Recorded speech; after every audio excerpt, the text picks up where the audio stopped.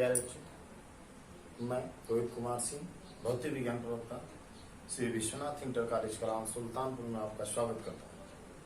बच्चों, आज हम कक्षा 11 भौतिक विज्ञान में अदिश गुणन की विशेषता के बारे में अध्ययन करेंगे। बच्चों, अदिश गुणन की विशेषताओं में कुछ निम्नवत पॉइंट हैं। जैसे पहला पॉइंट है,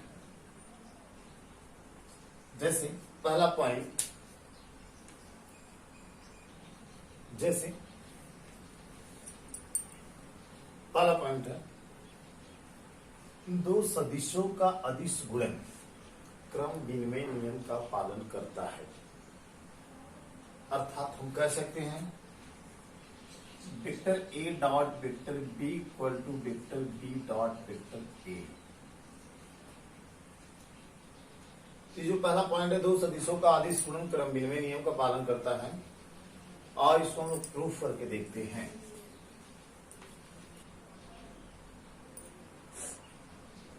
जैसे ये वेक्टर ए है,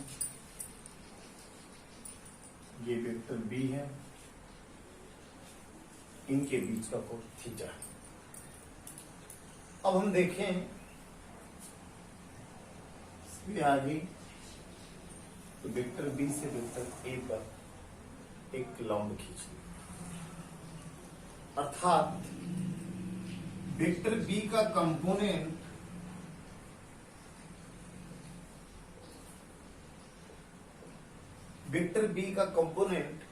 वेक्टर ए के डायरेक्शन में, क्या वेक्टर ए के डायरेक्शन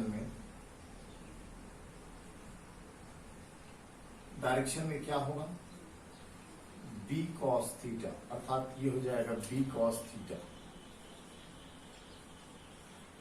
ये हो जाएगा बी कॉस थीटा। और हमें मालूम है वेक्टर ए का मैग्नीट्यूड ए होता है और वेक्टर बी का मैग्नीट्यूड बी होता है।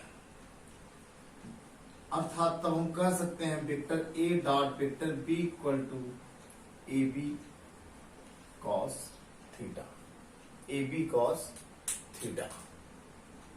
अब इसके आगे ये वेक्टर बी ले लिए, ये वेक्टर ए ले लिए, से इस पे लंब खींचे, इनके बीच का कोण थीटा। यहाँ पे वेक्टर ए के डायरेक्शन में, तो यहाँ पे क्या बोलेंगे, वेक्टर बी के डायरेक्शन क्या बोलेंगे, क्योंकि हमें मालूम है वेक्टर ए का मैग्नीट्यूड ए होता है, वेक्टर बी का मैग्नीट्यूड बी होता है। अर्थात वेक्टर बी का कंपोनेंट,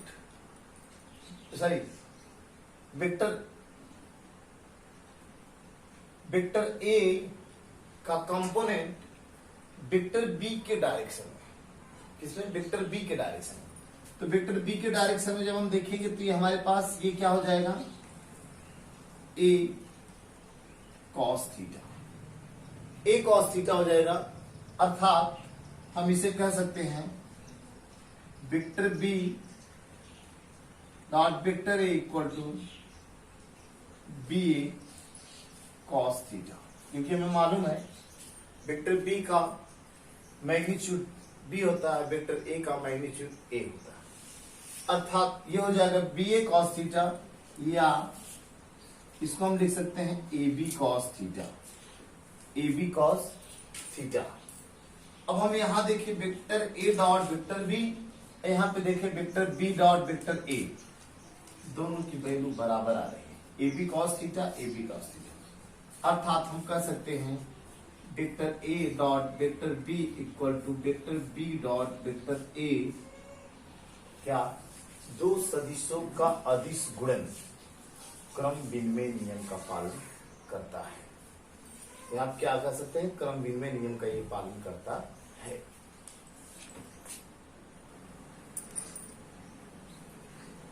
अब हमारे पास दूसरा पॉइंट है, दो सदिशों का अदिश गुणन वितरित नियम का पालन करता है।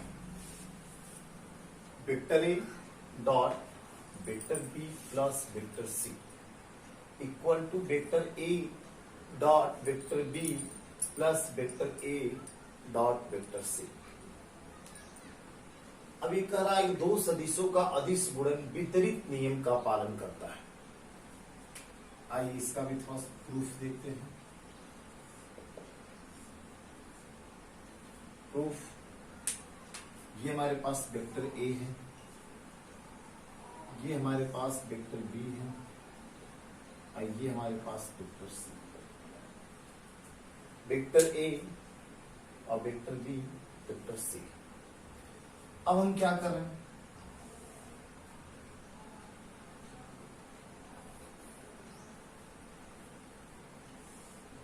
ये वेक्टर बी है, इसके हेड से वेक्टर सी के टेल को जोड़ दिए।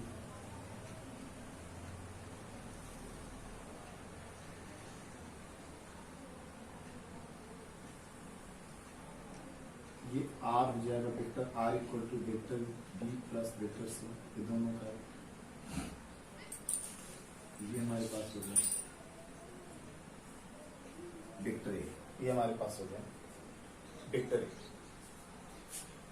वेक्टर सी के शीर्ष से वेक्टर ए पे लंब डाला गया, वेक्टर ए के शीर्ष से वेक्टर ए पे लंब डाला गया और वेक्टर बी के शीर्ष से वेक्टर ए पे लंब डाला गया, वेक्टर ए पे लंब डाला गया।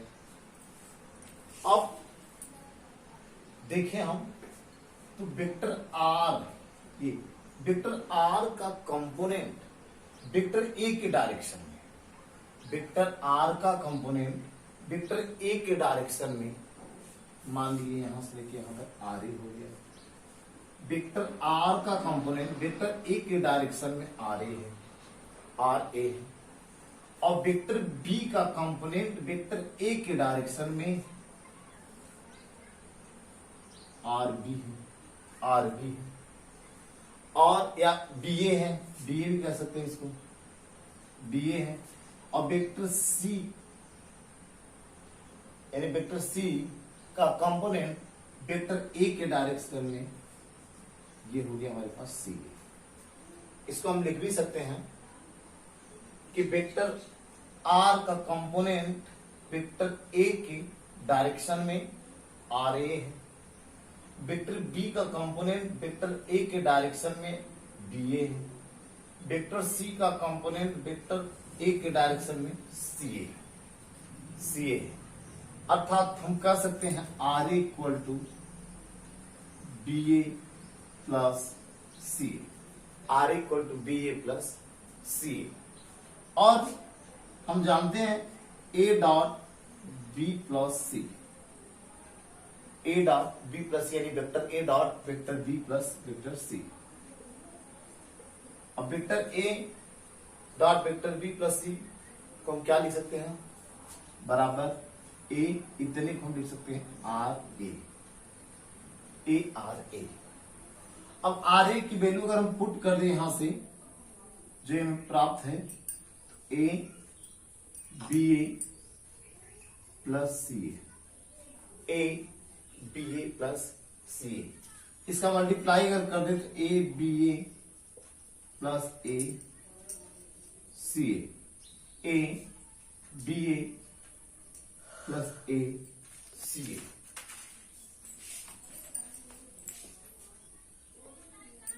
अर्थात हम लिख सकते हैं vector A dot vector B plus vector A dot vector C, यानी vector A dot vector B plus vector C equal to vector A dot vector B plus vector A dot vector C. अब आगे हम तीसरा point देखेंगे। अब हम तीसरा point देखेंगे, अदिश गुणन की विशेषता का तीसरा पॉइंट। दो परस्पर लंबवत सदिशों का गुणनफल शून्य के बराबर होता है।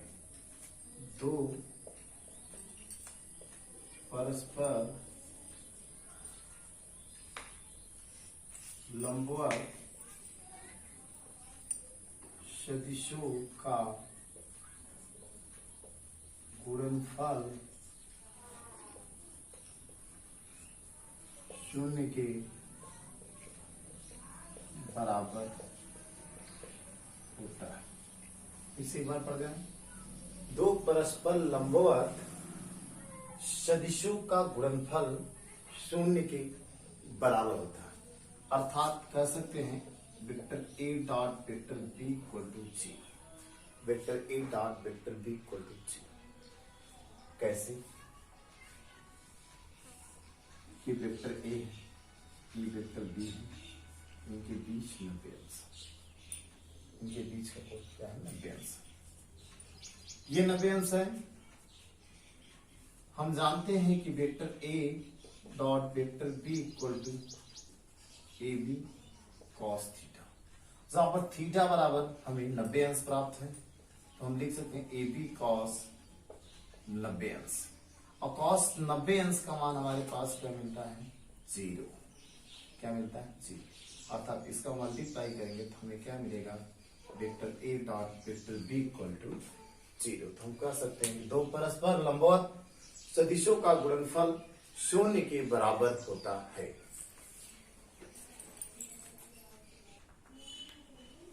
बच्चों हमारे पास चौथा पॉइंट है, यदि दो सदिशों के बीच का कोण अधिक कोण होता है तो उनका अदिश गुणन ऋणात्मक होता है। पांचवा पॉइंट है, दो समांतर सदिशों का अदिश गुणन उनके परिमाणों के गुणनफल के बराबर होता है। दो समांतर सदिशों का अदिश गुणन उनके परिमाणों के गुणनफल के बराबर होता है। समांतर सदिशों के लिए क्या बोलेंगे तब हम कि हमारे पास थीटा बराबर 0 अंश प्राप्त हो गया। जब थीटा बराबर 0 अंश प्राप्त हो गया हम इसको लिख सकते हैं vector A dot vector B equal to A B cos theta. ये हम जानते हैं, जब ये जानते हैं थीटा बराबर हमें 0 अंश प्राप्त होगा क्योंकि समांतर सदिशों का अदिश गुणन कर दिया है, तो हम इसको बोल सकते हैं ए बी कॉस 0 अंश। और जब ए बी कॉस 0 अंश हम लिख देंगे तो कॉस 0 अंश का मान हमारे पास 1 होता है, तो हम इसको लिख सकते हैं ए बी 1 लिखने के बाद हम इसको लिख सकते हैं ए बी लिख सकते हैं। क्या लिख सकते हैं? ए बी, अर्थात vector A dot vector B equal to A dot B.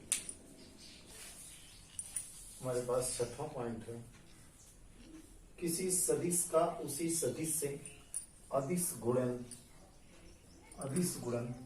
स्वतः गुणन कहलाता है। यह गुणन सदिश के परिमाण के वर्ग के बराबर होता है, अर्थात vector A dot vector A equal to A cos 0 अंश। कॉस 0 अंश का मान हमारे पास क्या होता है? ए डॉट ए इंटू ए, अर्थात ए स्क्वायर, यानी vector A dot vector A equal to A square प्राप्त होगा हमें। अब हम 7वें पॉइंट पर चर्चा करेंगे।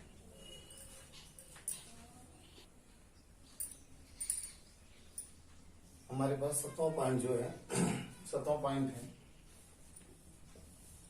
एकांक सदिश, एकांक एक से ज्यादा सदिशों आई कैप जे कैप तथा के कैप के लिए। अब आई कैप जे कैप के कैप के लिए क्या है? हम जानते हैं कि I cap J cap K cap वेक्टरों में प्रत्येक का परिमाण 1 होता है और किन्हीं दो वेक्टरों के बीच का कोण 90 अंश होता है। किन्हीं दो वेक्टरों के बीच का कोण क्या होता है? 90 अंश होता है।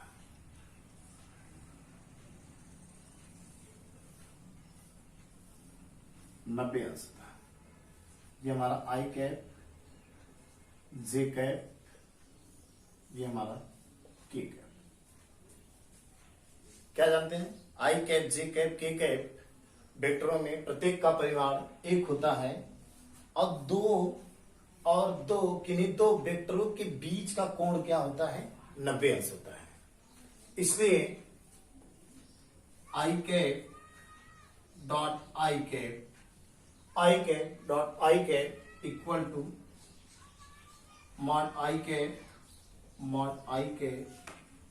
कॉस 0 अंश, क्योंकि आई है कॉस 0 अंश, और कॉस 0 अंश को हम फिर लिख सकते हैं इसका मान 1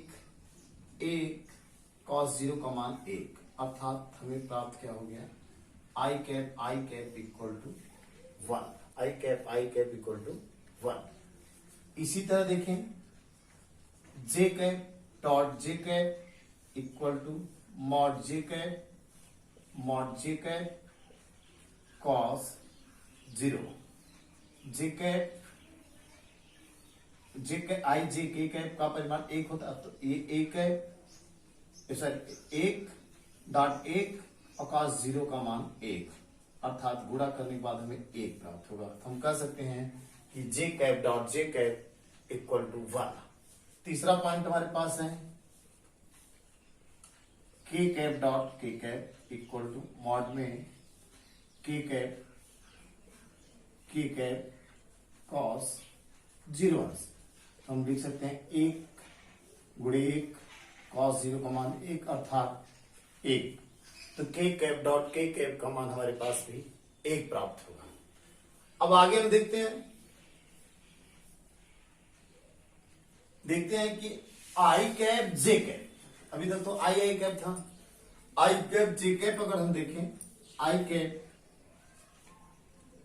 डॉट जे कैप, तो हमारे पास हो जाएगा आई कैप मॉड में जे कैप, ये दोनों के बीच का कोण कितना है, कॉस 90 अंश। तो हम इसको लिख सकते हैं इसका मान 1 गुणे 1 कॉस 90 अंश का मान 0, अर्थात हमें क्या मिलेगा, 0। तो I cap dot J cap equal to 0। उसी प्रकार J cap dot K cap equal to mod में J cap K cap cos 90 अंश। अब कॉस 90 अंश, तो कॉस 90 अंश का मान हमारे पास 0, तो जे कैप के कैप कॉस 90 अंश का मान हमारे पास 0। या हम इसको ये भी कह सकते हैं कि I cap J cap K cap का परिमाण, प्रत्येक का परिमाण 1 होता है, तो इसका मान हम अगर 1 रख दें, 1 डॉट 1 इंटू 0 इक्वल टू 0, यानी जे कैप डॉट जे कैप का मान भी 0 प्राप्त हुआ। अब हम आई जे के, अगला के डॉट आई का निकालेंगे, के डॉट आई के कैप और आई कैप का निकालेंगे, तो हो जाएगा हमारे पास के कैप मॉड में आई कैप मॉड में इंटू कॉस 90 अंश। अब इसको हम लिख सकते हैं के कैप का मान हमारे पास 1, आई कैप का मान 1 और कॉस 90 अंश का मान 0, अर्थात इसको भी हम लिख सकते हैं 0। तो हम कह सकते हैं कि K cap dot J cap equal to 0 प्राप्त होता है। अब हम देखेंगे सदिश गुणन की विशेषता में पॉइंट 8, सदिशों का उनके घटक के रूप में अदिश गुणन। सदिशों का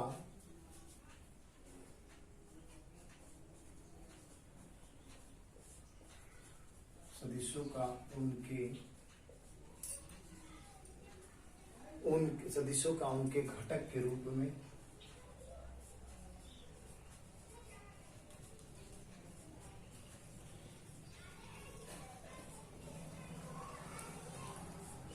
अदिश गुणन क्या होता है, देखो, यदि vector A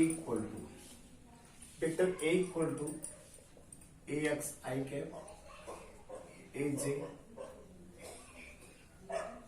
A X I cap, फिर A Y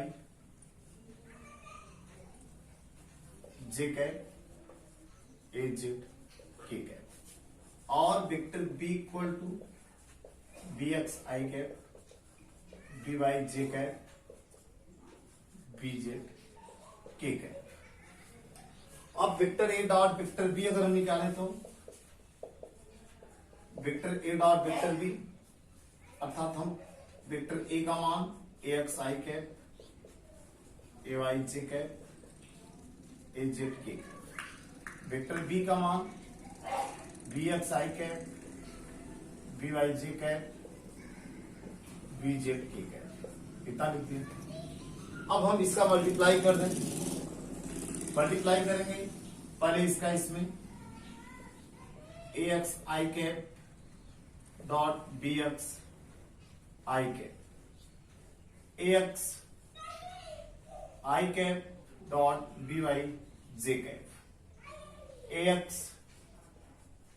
I cap dot bz k cap. A का मल्टीप्लाई सब में हो गया।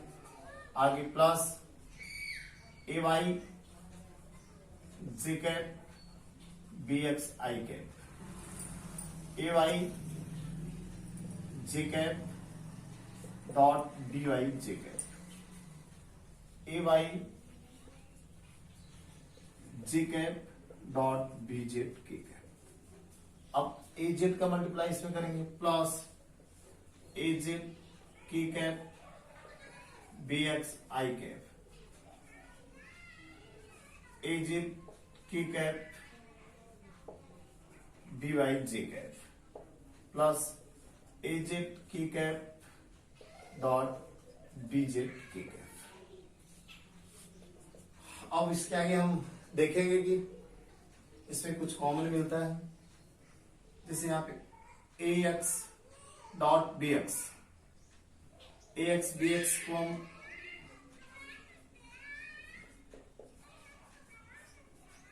I cap dot I cap यहां से प्राप्त हो गए I cap dot I cap plus यहाँ पे I j है, इसको हम लिख सकते हैं ax by I cap j cap ax bz I cap k cap ay bx j cap I cap plus ay by j cap dot j cap plus ay bz j cap k cap plus यहाँ पे az bx k cap I cap plus az by k cap dot j cap plus az bz k cap k cap. चूंकि हम जानते हैं I cap dot I cap का मान 1 होता है, j cap dot j cap का मान 1 होता है और k cap dot k cap का मान 1 होता है। और आगे हम ये भी जानते हैं कि I cap dot j cap का मान 0 होता है, बराबर 0 के होता है। अगला I कैप k कैप बराबर 0 होता है, j कैप I कैप भी बराबर 0 होता है, k कैप j कैप भी बराबर 0 होता है।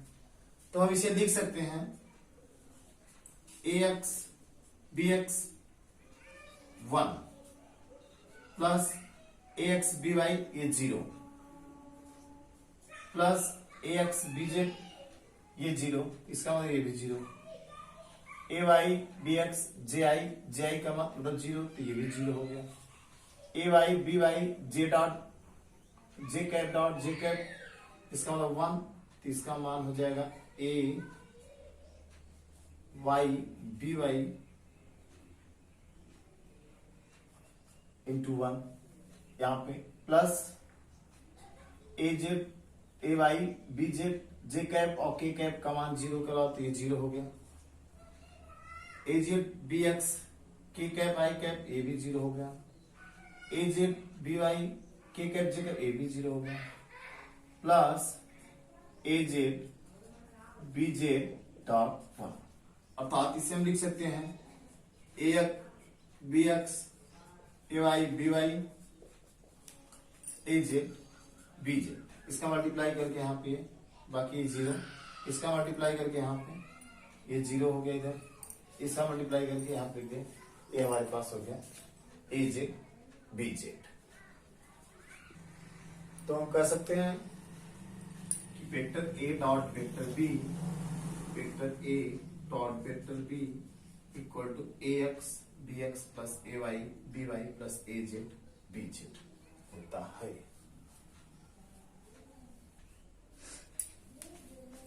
इसके आगे हम अदिश गुणन की विशेषता के बारे में अध्ययन कर चुके हैं। अब हम एक न्यूमेरिकल बताने चल रहे हैं। न्यूमेरिकल देखिए, न्यूमेरिकल है यदि वेक्टर ए बराबर 3i + 2j cap plus k cap और वेक्टर बी बराबर 5i cap - 5j cap plus k cap, तो vector A dot vector B का मान ज्ञात कीजिए। आइए इसको हम हल करते हैं। कैसे हल किया जाता है? सॉल्यूशन क्या है? Vector A dot vector B equal to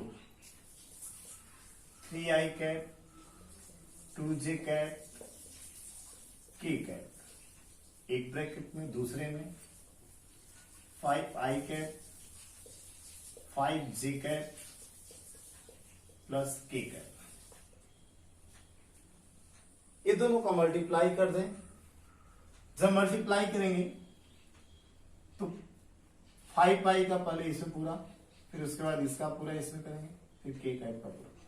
तो 5i का मल्टीप्लाई पहले हम कर रहे हैं, तो 5 3 जा 15, i कैप i कैप अभी हमें ज्ञात हुआ है i cap dot i cap equal to 1 और j cap dot j cap equal to 1, k cap dot k cap equal to 1।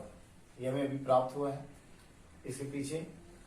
और ये भी प्राप्त हुआ है कि i cap dot j cap equal to 0, j cap dot k cap equal to 0 और k cap dot k cap dot i cap equal to 0। तो हम इसको लिख सकते हैं 5 3 जा 15, i cap dot i cap, i यानी 1 मल्टीप्लाई 1 हो गया। अब आगे 5 2 जा 10 लिख दिए। ये j कैप, ये i कैप, अर्थात ये हो जाएगा 0। 5 1 जा 5, k कैप i कैप, यानी ये इंटू क्या हो जाएगा, k कैप i कैप का मान अभी हम बताए हैं क्या होता है, 0 होता है। और आगे 5 2, अब इसका मल्टीप्लाई इसमें करेंगे, 5 3 जा 15, i कैप j कैप, ये हमारा 0 प्राप्त हो जाएगा तब।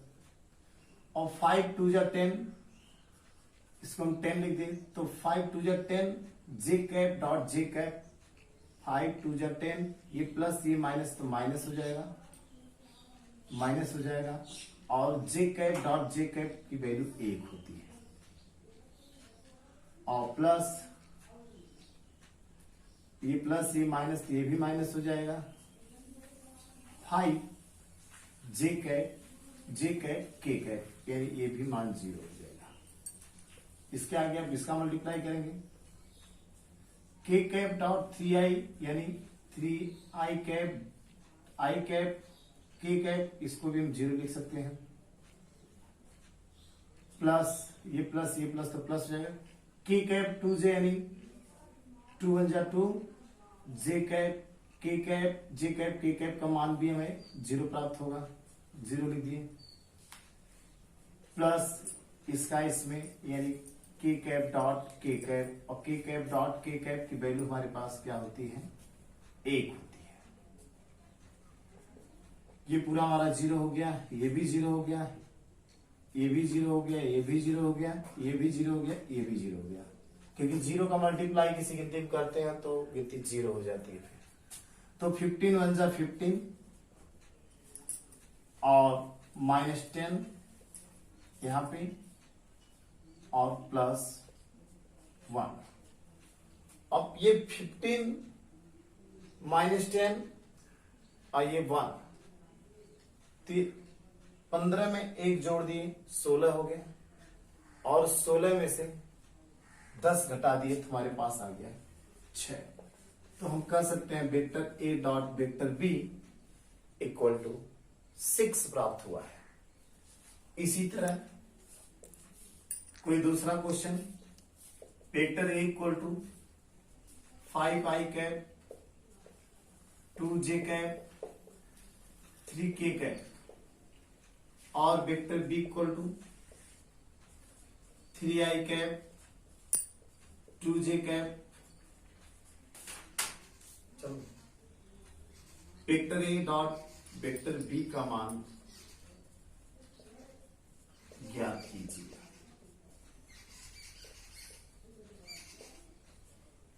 ज्ञात कीजिए। सेम प्रक्रिया है जैसे पहला क्वेश्चन हल किए हैं, सेम उसी तरह हल करना है। Vector A dot vector B का मान ज्ञात करना। वेक्टर ए की वैल्यू रखिएगा, वेक्टर बी की वैल्यू रखिएगा, दोनों का आपस में मल्टीप्लाई कर दीजिएगा। मल्टीप्लाई करने के बाद बस आप ये जानते रहिएगा कि I cap I dot cap I cap equal to 1 होता है, J cap dot J cap equal to 1 होता है, और K cap dot K cap equal to 1 होता है, और आई कैप जे कैप 0 होता है, जे कैप के कैप 0 होता है, K cap dot I cap भी 0 होता है। और ये मान सब इसमें लाके रख दीजिएगा। जैसे पहला क्वेश्चन आप लगाएं उसी तरह से दूसरा क्वेश्चन लगाएंगे, आपको vector A dot vector B का मान प्राप्त हो जाएगा। मैं पूर्ण विश्वास से आप लोग लगाएंगे। आज के लिए इतना ही। इसके आगे का टॉपिक अगले वीडियो में हम आपको अध्ययन कराएंगे। धन्यवाद।